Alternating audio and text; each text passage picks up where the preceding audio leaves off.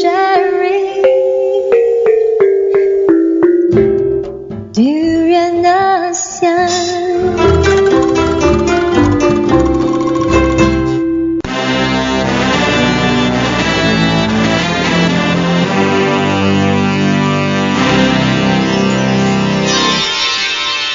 ASEAN Dailies. First and the foremost news from Southeast Asia. Good morning, this is Arlene. Good morning, this is Gowri. And you are with us on our very beautiful Thursday morning, although it has been, Kuala Lumpur is shrouded with haze. That's right, and it's hard to even breathe these days. And I am actually having a sore throat. I think so am I. And it's really tough to be outdoors even. The haze is so thick, you cannot see anything, and you can barely even talk, I think, and everything just goes into your throat. That's true. And it's even worse that the haze has spreaded from Malaysia to southern Thai, and now southern Thai is shrouded in haze. That's right, and the per cubic meter dust particle reading in Songkhla was actually 94 mcg, Yala at 80 mcg, as well as Narathiwat at 74, and they are not too happy about the haze hitting the whole south of Thailand. I doubt that they will be happy.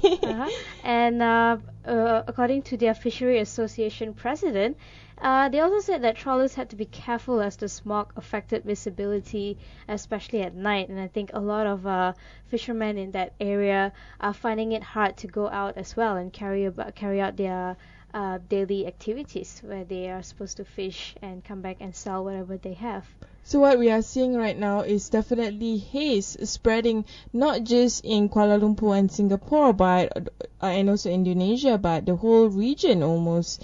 And with the typhoon in the Philippines, I think it is pushing the haze back to the region of the Nusantara.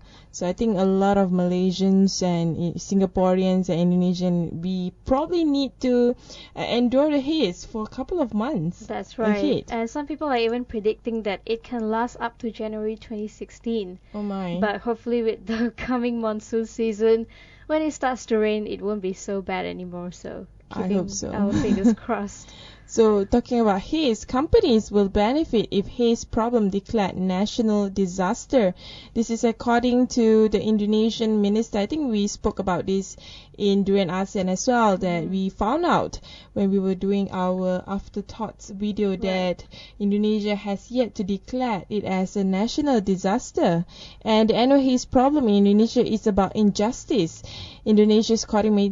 This is according to the Indonesia's coordinating minister for politics, law and security, Luhut Binsar Panjaitan. And his major problem here is that, of course, a lot of people have been wondering and also pushing Indonesia as to why have you guys not declared this a national disaster. And their reason here is that these companies that actually caused the haze, they indirectly contributed to the haze with all the open burnings. And he's asking if they already have millions of pounds of sterling in banks in London, why is it that they cannot be the one to douse the fires? Why does it have to be the government? Seems like it's, a whole lot of blame game going on here. But the problem is, even if the government of Indonesia wants them to clean up their act rather than wash their hands, I think the Indonesian government needs to strengthen the law and put those culprits under scrutiny. And I think when it comes to this blame game, in the end, who is getting affected is the people in Indonesia, because in some cities, the levels has reached up to 2,600 API. We're not even talking hundreds anymore. I've seen some of the photos of those who were affected extremely badly of the 2,600 API. It's almost like you are in the house of smoke. And when he was asked, do you really see this as a major problem? And all he said was, well, President Jokowi has visited all these areas, so obviously it's a serious problem, but for some reason they are quite reluctant to spend their money but I think as the government, they don't really have a choice here whether these companies have 500 million pounds of sterling in banks, but when it comes to Indonesia, we would definitely expect the government to be more accountable for the situation. You know what I should do if I were in Jokowi's shoe? I Yeah. think it should be declared as national disaster, but at the same time, the Indonesian government has to sue the shit out of these companies because it's Right. affecting the region. This is not just an Indonesian problem, it's a Exactly. regional problem. I think the Indonesian government need to take a harder step in terms of trying to crack this fire starters. Anyway, moving on to Malaysia, people smugglers explore new routes to Malaysia after Thai crackdown-aid groups. People smugglers are exploring new routes to Malaysia after the crackdown that I mentioned, and with no large migrant boats departures from Myanmar and Bangladesh in nearly 6 weeks. So that means they are going through land, I suppose. I'm not sure. Well, the Thai crackdown on these human traffickers in May definitely put a stop to all these journeys, to all these boats that were being smuggled across the Bay of Bengal to countries like Thailand and Malaysia. But so far, the activists have only been hearing unconfirmed rumors of only a few small boats around this area. And they are of the opinion that they are starting to explore new routes. And it's a bit sad when you look at it because we thought that after the whole Thai crackdown issue with the boat people, that it will be a wake-up call to Southeast Asia, and we expect some of the countries, especially Malaysia, to step up its game. But that's not happening. Instead, these people are getting more creative and trying to figure out newer, more creative ways to continue their smuggling work. I think the logic of the free market is simple. And when there's demand, there's supply, and the supply can come in many Exactly. ways of doing it. And I definitely think that to stop this vicious cycle is to go back to the roots, which is why people are going all the way from Myanmar to Malaysia. There's a lot of political uncertainties in Myanmar for the minorities, especially the Rohingya, and for Malaysians and even beyond Malaysia, there's a huge demand for cheap labor, and I Right. think this kind of attitude or mindset should be changed. Right, I think that is the biggest problem, as you mentioned. We are so addicted to cheap labor, but at the same time, we complain a lot as well. I mean, I'm sure you heard when the typhoid broke out, the first people to get blamed were these foreign workers because they apparently work in unsanitary conditions. But is that really their fault, or it's their employers in Malaysia It's who provide absolutely their employer's fault. Exactly. So on one hand, we don't want them to bring in typhoid and whatnot, but at the same time, we cannot live without them. They are the ones who are taking up most of the jobs, like in all the constructions, building of MRTs, and even 7-Elevens these days. Yeah, definitely. And moving on to another news in the Philippines. Interesting news about the coming election.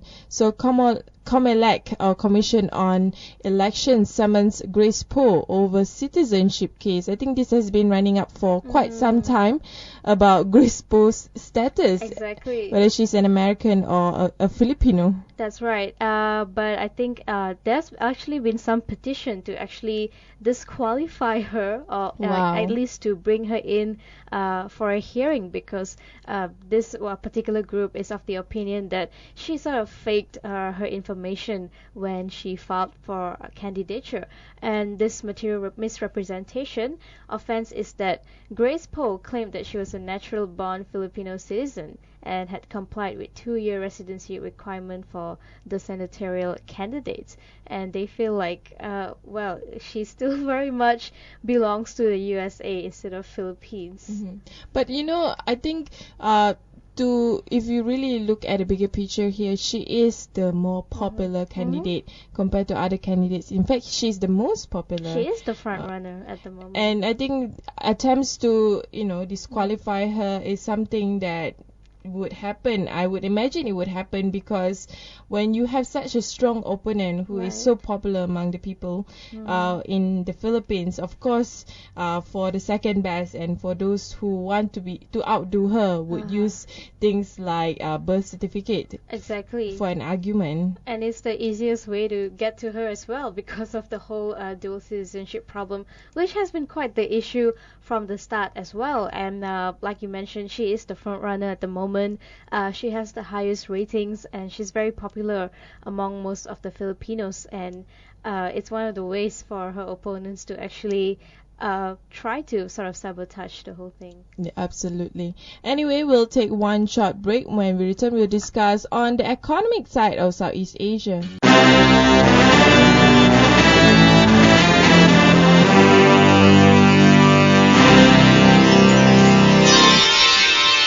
ASEAN Dailies. First and the foremost news from Southeast Asia. Hey, this is Arlene. Hi, this is Gowri. Welcome back. And of course, talking about economy, of course, we cannot avoid AEC, and Thai businesses are marching towards Vietnam as AEC draws nearer. And Thai businesses are believed to be the most active investors at the moment in Vietnam, and they are seen to be pouring a lot of capital into Vietnam to prepare for the ASEAN Economic Community, which will be taking effect in late 2015. And we're almost there, actually. It's the end of October. Yeah, I can't believe. I mean, at first it's just a bunch of rhetorics that people share on the ASEAN Economic Community, but with more with rounds of talks about negotiation and about making it a reality, I think we can all see how it will definitely create the networks between all the different businesses here. Right. And for Thailand, I think for Thai businesses, I think it is very aptly for them to invest in Vietnam because it's the closest country for them to be able to tap into. And Vietnam is, of course, the emerging economic powerhouse in Southeast Asia. And what is making Vietnam even more interesting to Thailand is the fact that they have lower labor cost. And it seems compared to China, actually. Compared to China, that's right. And I can't help but to go back to our previous news, which is about cheap labor. It seems like that is the most attractive factor when it comes to most countries. Cheap labor. I think it also happens with all the in Myanmar, in Cambodia, with all the MNCs, all the clothing companies. It's always about cheap labor. Well, unfortunately, I mean, we spoke earlier about typhoid, how actually, I mean, some of the root causes would be cheap labor and the lack of standards when it comes to employers employing people. But, I mean, on the other hand, cheap labor is definitely attractive to businesses. But on the longer term, one day people in Vietnam will demand higher wage, and where are these companies going to go? So I think we need to look at labor costs on the long run, not just in terms of short-term gains. Right. And the report from Foreign Investment Agency also showed that Thailand has already registered 20 projects and expanded 6 projects in Vietnam in the first 8 months of 2015. And by the end of August, they've already had 399 foreign investment projects in Vietnam. And looks like Vietnam is the ideal destination for all these Thai retailers as well as the manufacturers to head to. Definitely. And of course, from Vietnam, where you have a huge market to invest, we move on to another kind of market, which is about robots, printers, and clouds. Apparently, it will be taking the jobs of the Thais, so the robots. Exactly, robots, 3D printers, as well as cloud networks could be stealing jobs from workers in Thailand and other low-tech nations. This is according to a new study done by the Asian Development Bank. I think this is something that we all should anticipate, even in Malaysia, because as the world become more and more technology savvy. Companies would adopt the cheapest cost, and of course the cheapest cost in operation would be using non-human operation. Right. Definitely, I think we should move forward towards technology-based industries, and to solve the problem of human resources, I think governments and policymakers should look at how can human society be as productive as before without being too mechanical in terms of their work. Absolutely, and it's not just Thailand that is at risk here.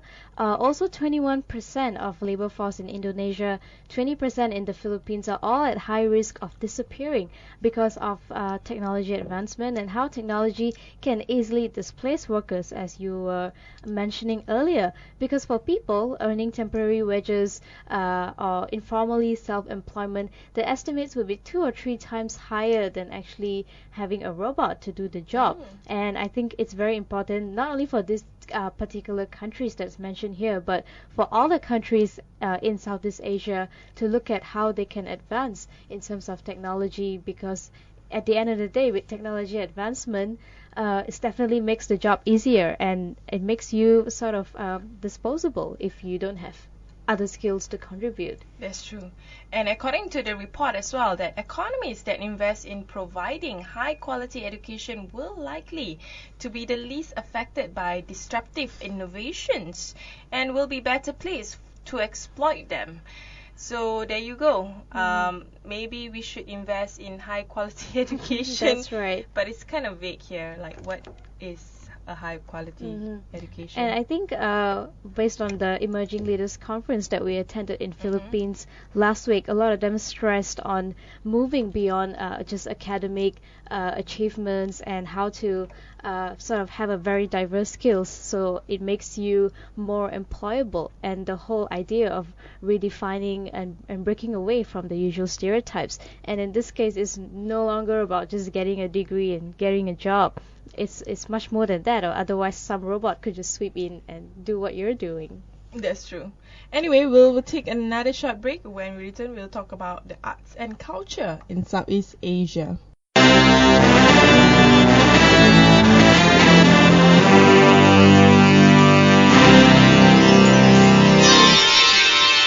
ASEAN Dailies.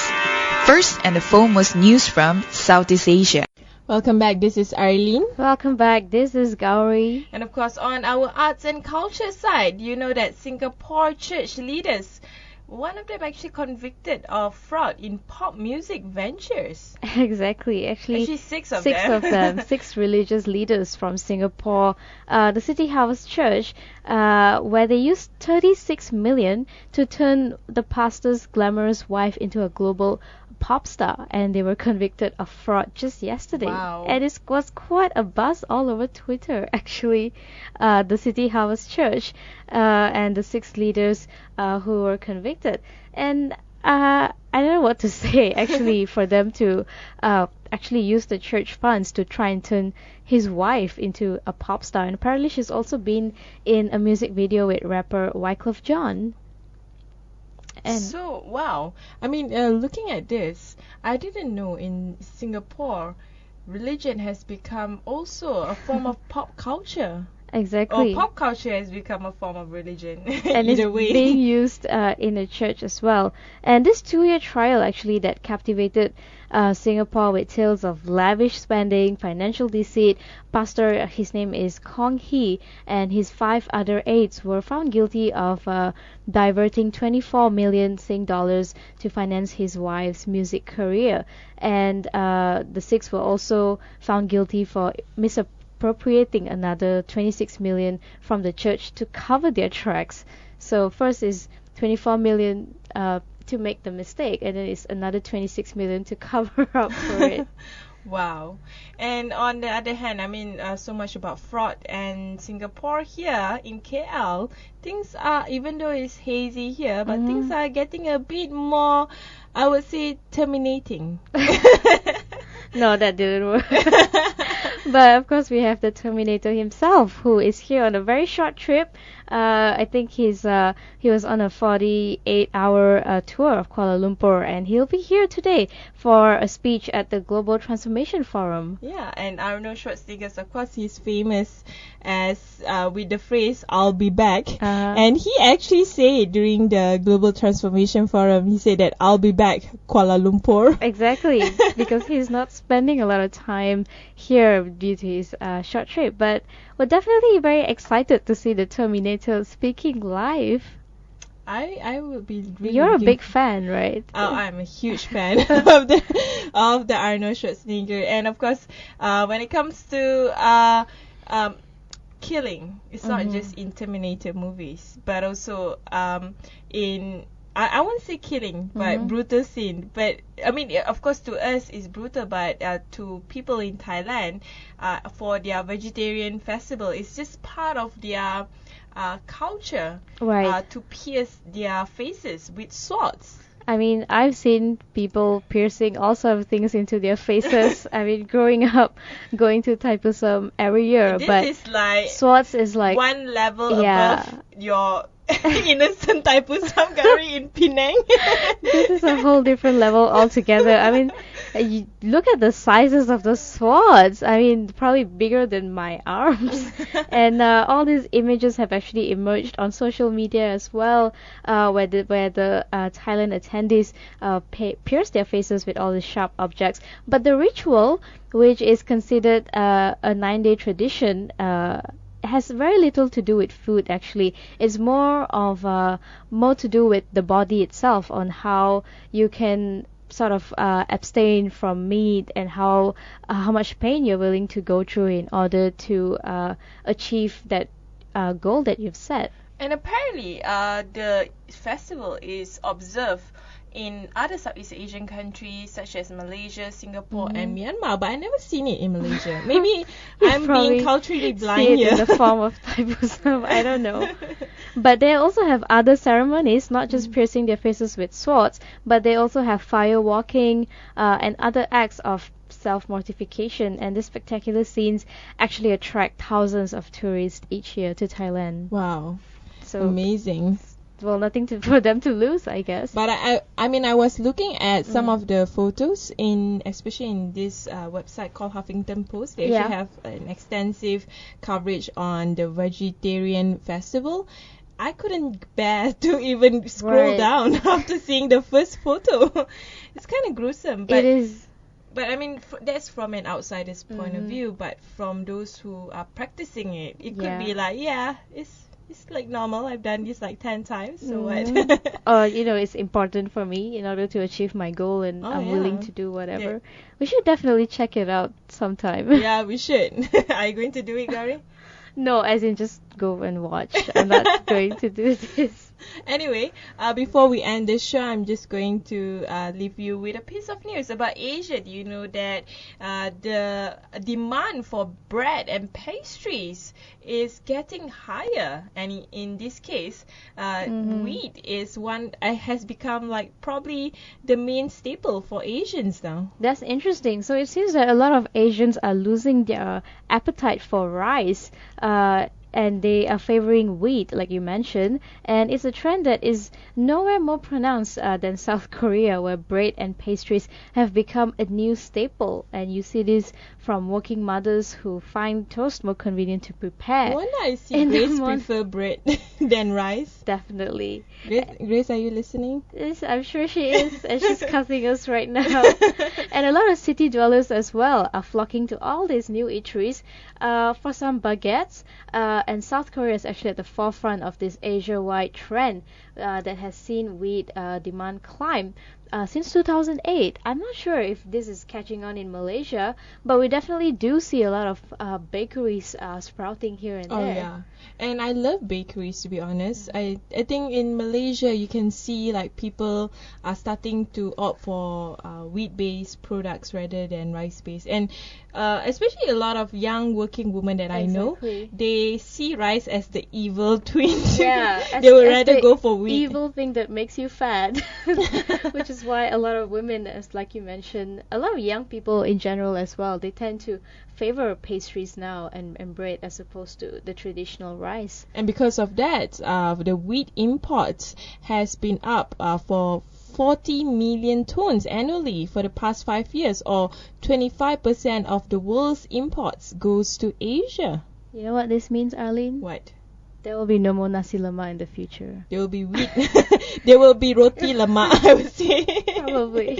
Anyway, thanks for listening to us. And of course, we want to wish you happy Thursday or Throwback Thursday. And if you're in town, try to catch Arnold Schwarzenegger if you can. It's not always that you get the Terminator himself in KL. Yeah, and of course, for people who live in Singapore, Malaysia, Southern Thai, Indonesia, make sure to wear your mask whenever you are outdoors.